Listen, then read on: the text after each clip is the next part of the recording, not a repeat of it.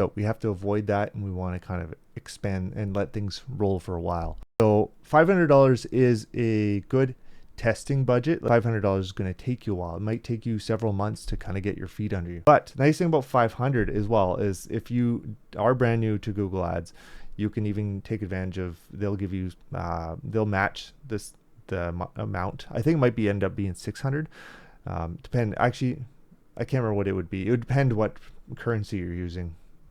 I think being Canadian, I think is around 600 is the minimum. But you can also then scale. I think they even have higher amounts that you can now scale and match.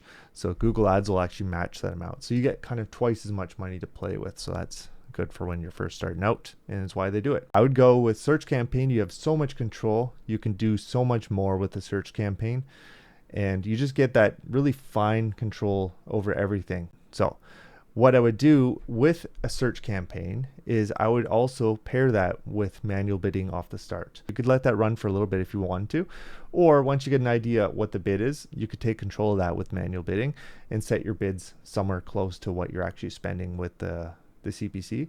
And that's going to give you now a lot more control over what you're doing. So that would be that would be manual bidding. Max conversions is not something I would probably start with. I have started with max conversions in the past, and it can work, and even with no conversions. But essentially what's happening is you're running kind of a manual or a max clicks type of bidding strategy, and then you're hoping that you get a conversion or two, and then the system starts to understand what's working and what's not working. But if you're using manual bidding, you don't have to have that hope. So, which is kind of the next thing we're going to talk about here. So I would suggest starting with more context. So probably 3 words in. So it might be like, if I had Nike shoes, I'd be Nike red shoes. I'd probably even get more detailed than that.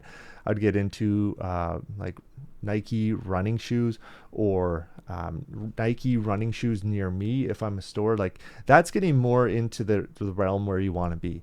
So see how there's more context to that, like Nike running shoes near me. Now, not only do I have kind of an action, I'm saying like it's near me. So it's something, it gives them a bit of an idea where these are. Like if I'm a local business, that's important for me. I'm also telling them that it's a Nike shoe. I'm also telling them that I think I missed red, but it would be red shoe, and that it's a running shoe. So all these things could be in that keyword. And now there's a lot of context to that keyword.